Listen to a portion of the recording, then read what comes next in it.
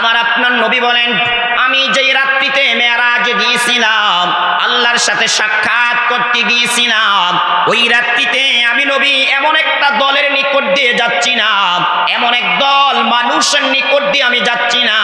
আমার আপনার নবী বলেন, তাদের হাতের নখগুলো ছিল তামার, তাদের হাতের নখগুলো ছিল তামার। আমার আপনার নবী বলেন, এই তামার নখ দিয়ে তারা তাদের চেহারার গোস্তগুলো টেনে টেনে ছিটতেছে, তারা তাদের বুকের গোস্তগুলো টেনে টেনে ছিটতেছে, তারা তাদের হাতের নখ দিয়ে তারা তাদের চেহারাকে রক্তাক্ত করতেছে, তারা তাদের বুকের গোস্ত ছিঁড়ে রক্তাক্ত করতেছে।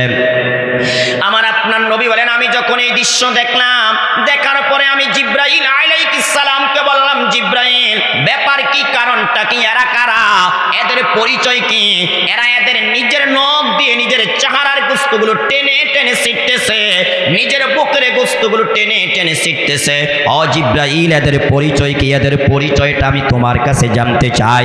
জিব্রাইল আলাইহিস সালাম তখন বললেন, ইয়া রাসূলুল্লাহ, ইয়া হাবিবাল্লাহ, ওগো আল্লাহর নবী, আল্লাযীনা ইয়াকুলুনা লুহুমান নাস, এরা হলো এমন মানুষ যারা দুনিয়াতে থাকতে মানুষের গোশত ভক্ষণ করত। আমি আপনাদের কাছে জানতে চাই, মৃত কিংবা জীবিত মানুষের গোশত ভক্ষণ করা আল্লাহ হালাল করেছে না হারাম করেছে? আওয়াজ দিয়ে বলেন না, হালাল নাকি হারাম? জিব্রাইল জবাব দিলেন, নবীজি, এরা ওই সমস্ত মানুষ যারা দুনিয়াতে থাকতে মানুষের গোশত ভক্ষণ করত, মানুষের গোশত খাইত। তার মানে হলো এরা দুনিয়াতে থাকতে মানুষের গীবত করত।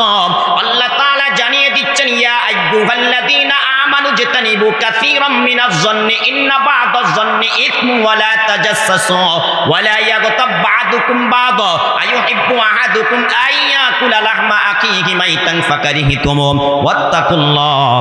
আল্লাহ তাআলা এই আয়াতের মাধ্যমে জানিয়ে দিলেন, যদি কেউ কারো গীবত করে, যদি কোনো মুসলমান কোনো মুসলমানের গীবত করে, কোনো পুরুষ যদি কোনো পুরুষের গীবত করে, কোনো নারী যদি কোনো নারীর গীবত করে, কোনো নারী যদি পুরুষের গীবত করে, কোনো পুরুষ যদি কোনো নারীর গীবত করে, আল্লাহ বলেন সে যেন তার মৃত ভাইয়ের গোশত ভক্ষণ করলো। চিল্লে বলি না আউযুবিল্লাহ।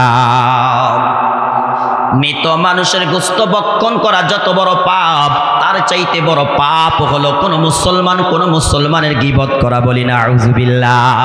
তাই জিব্রাইল আলাইহিস সালাম বললেন, ইয়া রাসূলুল্লাহ, ইয়া হাবিবাল্লাহ, এই মানুষগুলা কিয়ামত পর্যন্ত তাদের হাতের তামার নখ দিয়ে তাদের চেহারার গোশতগুলো টেনে টেনে তারা ছিটতে থাকবে, তাদের বুকের গোশতগুলো টেনে টেনে তারা ছিটতে থাকবে।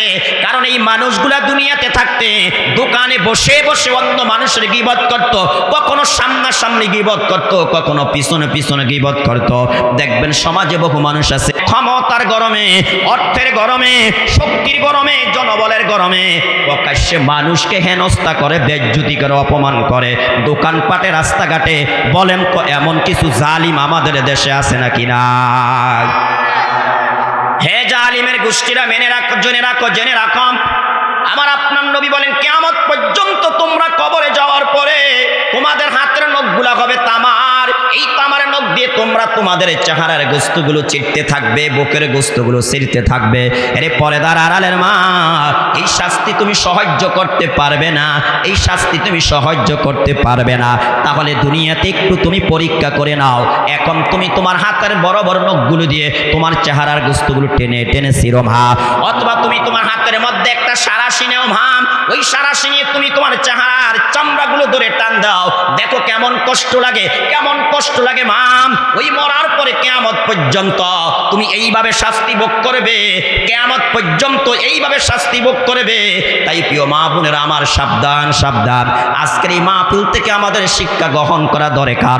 মরণ পর্যন্ত কোনোদিন আর গীবত করব না, মরণ পর্যন্ত কোনোদিন আর কারো গীবত শুনবো না। ঠিক না বেঠি? জিব্রাইল ফেরেশতা তারপরে বললেন, ইয়া রাসূলুল্লাহ, ইয়া হাবিবাল্লাহ, ওয়া ইয়াকুনা ফি আরাদিহিম, এরা শুধুমাত্র মানুষের গীবত করতো এমন নয়, এই মানুষগুলা 24টা ঘন্টা অন্য মানুষের পিছনে লেগে থাকতো, অন্য মানুষের পিছনে লেগে থাকতো। বলেন তো এমন কিছু মানুষ বর্তমান সমাজে আছে নাকি নাই? আরেকজনের ভালো দেখতে পারে না, কল্যাণ দেখতে পারে না, মঙ্গল দেখতে পারে না। আরেকজনের ছেলে বিদেশ যাবে মেনে নিতে পারে না, আরেকজনের মেয়ে ভালো জায়গায় বিয়ে হবে সেটা মেনে নিতে পারে না, আরেকজনের ছেলে লেখাপড়া করে ভালো উন্নত হবে সেটা মেনে নিতে পারে না, আরেকজনে ব্যবসা বাণিজ্য করে উন্নত হবে সেটা মেনে নিতে পারে না, আরেকজনে বিভিন্ন কাজকর্ম করে হালাল তরিকায় সে টাকা পয়সার মালিক হবে, কিন্তু এটা সে মেনে নিতে পারে না। বলেন তো এমন কিছু হিংসুক আমাদের সমাজে আছে নাকি নাই? তাই ভাইয়ারা আমার, বন্ধুরা আমার, সাবধান সাবধান। আজকে থেকে গীবত করা যাবে না, আজকে থেকে কাহারো পিছনে লেগে থাকা যাবে না। গীবত করা আল্লাহ হারাম করে দিয়েছেন, আল্লাহর নবী হারাম করে দিয়েছেন। গীবত কত বড় পাপ, কত বড় পাপ। আমি যে হাদিস তিলাওয়াত করলাম, আমার আপনার নবী বলেছেন, ক্বালা রাসূলুল্লাহ সাল্লাল্লাহু আলাইহি ওয়াসাল্লাম, আল গীবাতু আশাদ্দু মিনাজ জিনা। নবীজি বলেন, জিনা করার চাইতে কঠিন পাপ, জিনা করার চাইতে শক্ত পাপ হলো একে অপরের গীবত করা। বলি না আউযুবিল্লাহ। কেননা ভাইয়েরা আমার, বন্ধুরা আমার, আপনি শয়তানের দোকায় পড়ে জিনা করে ফেললেন, শয়তানের দোকায় পড়ে আপনি জিনা করে ফেললেন। যখন আপনি আল্লাহর কাছে ক্ষমা চাইবেন, আল্লাহ আপনার জিনার পাপ ক্ষমা করে দিবে। কিন্তু আপনি যদি কোনো ব্যক্তির গীবত করে থাকেন, কোনো ব্যক্তির সমালোচনা করে থাকেন, যে পর্যন্ত ওই ব্যক্তির কাছে আপনি ক্ষমা না চাইবেন, ওই ব্যক্তি আপনাকে ক্ষমা না করবে, সেই পর্যন্ত পৃথিবীর কেউ আপনাকে ক্ষমা করতে পারবে না। এমনকি আহকামুল হাকিমিন, আল্লাহ রব্বুল আলামিন আপনাকে ক্ষমা করবে না। কারণ আপনি সমালোচনা করে, গীবত করে ওই ব্যক্তির ইজ্জত হানি করেছেন, তার সম্মান নষ্ট করেছেন। এই জন্য আল্লাহর হাবিব বলেন, জিনা করার চাইতে কঠিন পাপ হলো গীবত করা, জিনা করার চাইতে কঠিন পাপ হলো একে অপরের সমালোচনা করা। আল্লাহ তুমি আমাদেরকে গীবত নামক পাপ থেকে হেফাজত করো, বলি আমিন। তাহলে বুঝে থাকতে বলেন তো ভাইয়ারা আমার, গীবত শক্ত গুনাহ না জিনা শক্ত গুনাহ? কথা বলে না, কোনটা শক্ত গুনাহ বলেন ভাইয়ারা আমার? আরো জোরে আওয়াজ দিয়ে বলেন, কোনটা ভাইয়ারা আমার? কোন দিকে আলোচনা করবেন? বর্তমান সমাজে তো জিনা ব্যভিচার এখন বন্যার পানির মতন সয়লাভ হয়ে যাচ্ছে, ঠিক না বে ঠিক ভাইয়ারা আমার? এ ভাই মনোযোগ দিয়ে একটা কথা শোনেন।